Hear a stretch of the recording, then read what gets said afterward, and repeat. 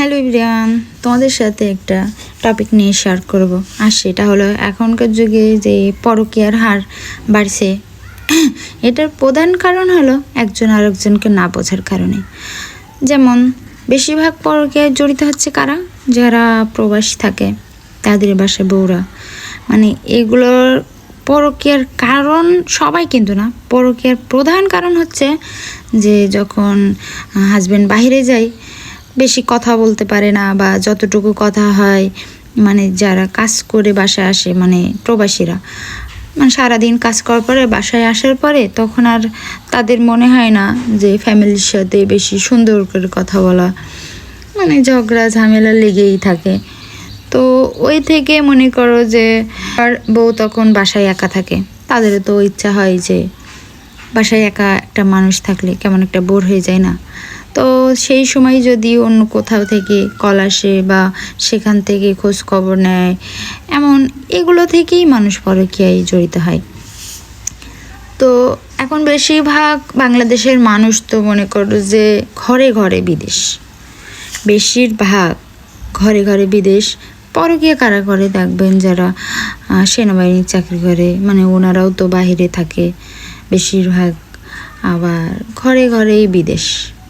হ্যাঁ, এই জন্য মনে করো ঘরে ঘরেই পরকীয়া ছড়িয়ে যাচ্ছে।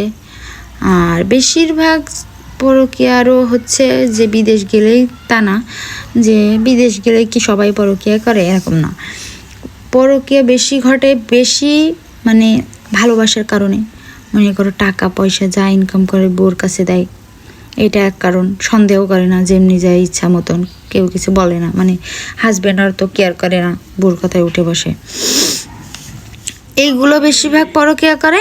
আর বেশিরভাগ পরকীয়া করে যাদের মানে অতিরিক্ত শাসন, যে করা যাবে না, এখানে মানে হাজব্যান্ড কোথাও মানে তেমন একটা কেয়ার করে না, এখানে ওখানে নিয়ে যায় না, কথায় কথায় ঝামেলা।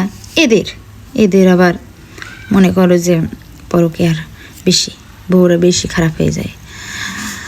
কিন্তু যারা দেখবা যে মিডিয়াম আছে, অল্প ভালোবাসে, মানে ভালোবাসে আবার শাসনও করে, মানে কাজের ফাঁকেও যে একটা সুন্দরভাবে কথা বলা, কি করো, খাইছো, এই করো করো, এইগুলো থেকে মনে করো যে সেসব ওরা মনে করে নিজের বিবেকের দিক থেকে তারা কিছু করে না।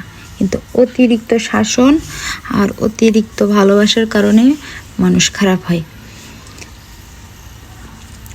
তো আমি বলতে চাই, যারা প্রবাসী থাকে তারা অতিরিক্ত সন্দেহ করে, বেশিরভাগ ছেলেরা অতিরিক্ত সন্দেহ করে। তা অতিরিক্ত সন্দেহ না করে যদি একটু সুন্দরভাবে বউর সাথে মনে করো যে কথা বলা, ভিডিও কলে হোক যাই হোক, সুন্দরভাবে কথা বললে বউয়ের আর ওইসব অশ্লীল কাজ করে না। তো এটাই হলো আসল টপিক। তো তোমাদের বউরা যদি এসব করে থাকে, মানে ঝামেলা না করে সুন্দরভাবে কথা বলাই উচিত।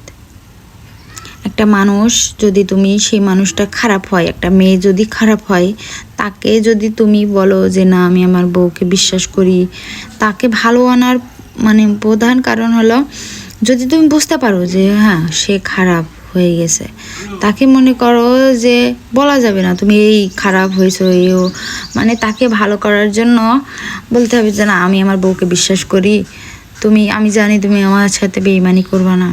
তো এগুলো ভেবে সে আরও ভাববে যে আমি খারাপ, তো তাও আমার বর আমাকে ভালোবাসছে, তো তারা ভালো হওয়ার চেষ্টা করবে। কিন্তু দেখবা কিছু মানুষ ভালো আছে, তারপরেও বরেরা শুধু ফোন দিয়ে মানে সন্দেহ, না তোমার আমি বিশ্বাস করি না, এই না ও না।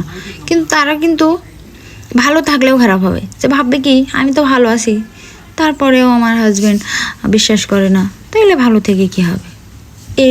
এই কথার দ্বারাও মানুষ খারাপ হয়।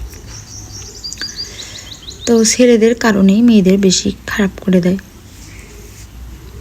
এটাই হলো কারণ। কি বুঝলে তোমরা? যা যা বুঝলে কমেন্ট করো।